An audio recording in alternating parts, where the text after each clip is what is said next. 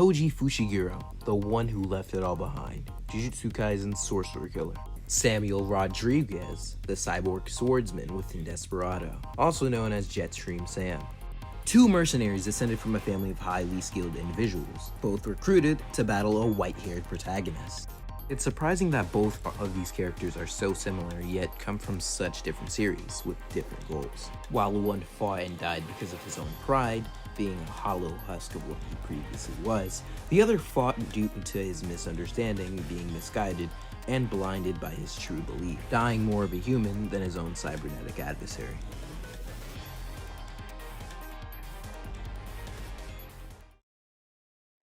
In this video, I'll be going over their stats, capabilities, and skills to see which swordsman really comes out on top. Toji or Samuel, Fushiguro or Rodriguez.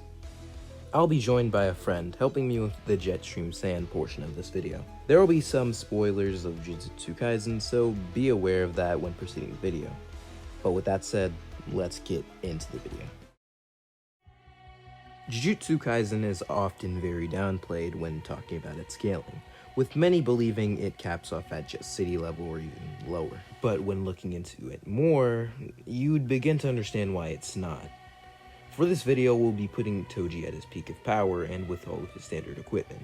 So not the one seen in Hidden Inventory or even Shibuya. As within Hidden Inventory, he does state that he is rusty and not at his direct peak of power like before, when he resided in the Zenin clan. But we don't know if he had any of that equipment he did in inventory, so we'll just use a hypothetical peak Toji. Toji is capable of taking out Teenage Gojo and Geto, two notable sorcerers self-proclaimed to be the strongest around. Later on in the series, Toji is able to take out a disaster curse called Dagon. Dagon is capable of creating an entire island within his domain, producing about 100 megatons in total to create a said island, or mountain levels of energy. People may say that creating something wouldn't then correlate to the attack potency of said creator, which is where I'd say that Dagon directly produced said domain with his cursed energy. Dagon in fact should exceed such levels due to him getting stronger within his own domain, making this scaling rather coherent for characters like Toji, as Toji could annihilate this same Dagon with minimal difficulty, meaning Toji is mountain level 2. But if you still don't believe in said scaling, there's substitutes, like Mai's Rubber Bullet producing large town levels of energy when created, which is regularly consistent as generally characters that are even stronger could produce town level ends consistently that Toji would exceed with the scaling to Dagon. But what about speed? Well, there's a massive misconception with JJK speed scaling, and that is Mach 3 Naoya. To explain in detail, not only would this be majorly inconsistent with the multitude of scaling putting even lower tiers in JJK above such placement, the statement reasonably would be invalidated due to the common assumption of feats over statements. So if there's multiple feats putting these characters above said tier, the statement would just be nullified due to the feats overwhelming them. But if you want to ignore this section, then that's fine, and you could just say that Mach is arbitrarily like that Mach 3.1 or whatever. With higher ends, this should make Toji extremely fast. Naobito, who should be the fastest sorcerer, is significantly slower than Cursed Naoya. Cursed Naoya is then outsped and tagged by Maki, who states that Toji from Shibuya could replicate the feat 10 times over. This should include that of Kenji Akari, who was able to react to a bolt of lightning from Kashimo, being calced at least Mach 500 to Mach 4000 generally. People will often say that this feat would only apply to his perception speed, but often the arguments of Occam's razor would then come into question. When presented with a theory with less solutions, we must generally pick that then over another that includes more. For example, if you and I came across a broken down car, I said it most likely crashed into the wall that was right in front of it, but you say that it got into a car crash, swerving off the road and then slamming into the wall. Now, just based on this alone, which would be more plausible? Generally, people will choose the one with less assumption, or the first option.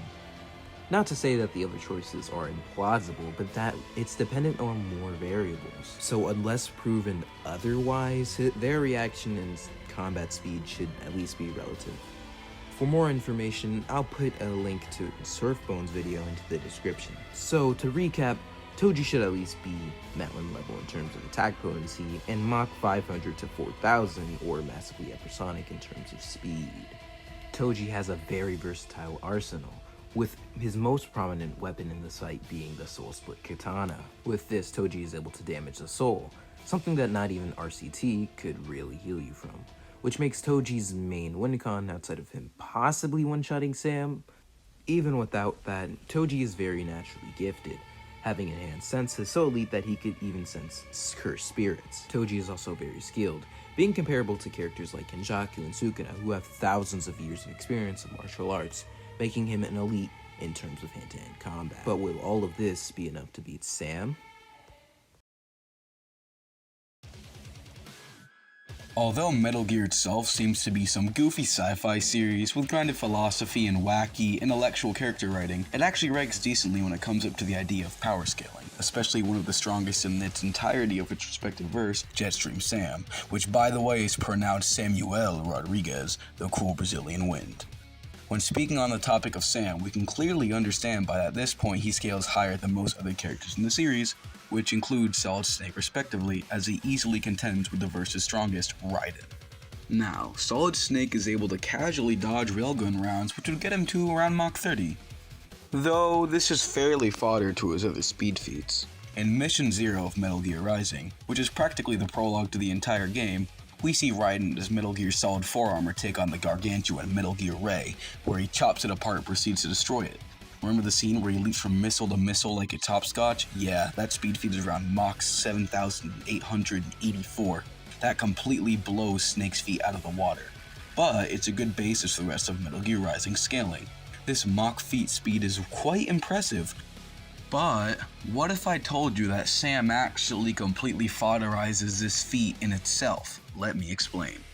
Sam absolutely destroys Raiden in their first fight in a battle of strength, speed, skill, and even ideology, proceeding to absolutely humiliate him and even taking off one of his arms. Raiden then comes back in an amplified state, where at the beginning of the game before he gets his infamous power state known as Ripper Mode, is still weaker than Sam throughout the other missions before the Monsoon boss fight, as it stated that Sam and Raiden were out for each other's blood in their final battle, practically bloodlusted and giving it their all. Raiden, due to his power boost from the previous body, can be assumed to have at least a 2x amplification from Mission 1 to Mission 0, making his speed Mach 15,768. But Sam is even faster, yeah.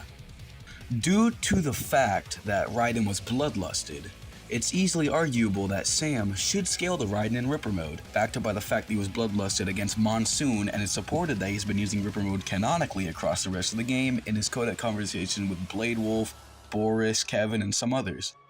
Blade Mode amplifies speed by 2x pretty much. For example, it slows the user's perception down, which amplifies their speed in the real world, which basically ups the speed feat all the way to Mach 31,536 if you use that 2x multiplier. Although, the super slow motion increases the speed amplification by a full 10x. This means, off the base number, Mach 157,680. Yeah, that's fast. And for your information, Ripper Mode has this 10x amplification function automatically active. Sam is also even capable of moving a bit faster with his quick draw, but there's not an exact multiplier for how fast that goes. With speed out of the way, let's get another big factor of this match in emotion, attack potency. A pretty big and popular feat in this series that's used relatively to define Senator Armstrong and Raiden's AP, which Sam easily scales to, is the feat of Armstrong destroying Metal Gear Excelsis, which has been calced at 121 kilotons, or in other terms, around large town level, which is where most people would get the Metal Gear verse at its peak scaling, which is Metal Gear Rising. But there's actually a higher calculation. In the Monsoon boss fight, we see Monsoon throwing an APC at Raiden while in Blade Mode, where the raindrops appear completely frozen. This kinetic energy output has been calculated pretty high at around 65.875 megatons, which is around city level and a little bit over the output of the Tsar Bomba. Sam obviously scales to this considering he and Raiden were going all out in their boss fight, and considering that he nearly bested Armstrong in his DLC story before he got his metallic arm, that's pretty damn impressive. Now one last thing I would like to discuss, the Rodriguez family blade, Murasama. a crimson katana held by Samuel and his late father that has been amplified by high-frequency technology, allowing it to carve through the molecular bonds of really anything it touches. This grants him durability negation. For those who don't know what that is or how it works, to sum it up, durability negation, as it sounds, means Sam can harm any opponent no matter what their conventional durability is. As long as they don't have like a, resistance to this durability negation or molecular level attacks. For example, if Sam were to cut your planetary level character, or let's say a moon level character, for example, with no resistance to the Murasama, the character would be carved apart regardless of their durability, even if it was higher. Sam also can use Blade Mode just like Raiden and Blade Wolf, and even has a gun-like sheath that can help Sam perform attacks with his Murasama, like his vacuum slashes or iconic quick draw. Sam's skill is also something to be taken into consideration, as he is specifically trained in the art of the Rodriguez branch Brazilian Kenjutsu, which is all about the way of the sword, a samurai martial art. He, in fact, is so skilled that he was able to tell that Raiden was self-taught just by reading his moves in their first ever duel, even later on being able to evade, read attacks, and even aim dodge Raiden in their final boss fight. Sam is a legendary fighter, with a confident and cocky display, yet truly holding back a lack of identity to himself. Does he have the skills, strength, speed, and intellect to take out Toji? Well, let's find out. When it comes to the die-hard factor in this matchup, which is speed, it's not really close, with the gap in between both Toji and Sam being at least 37.5 times. A very large gap despite their very small attack potency difference.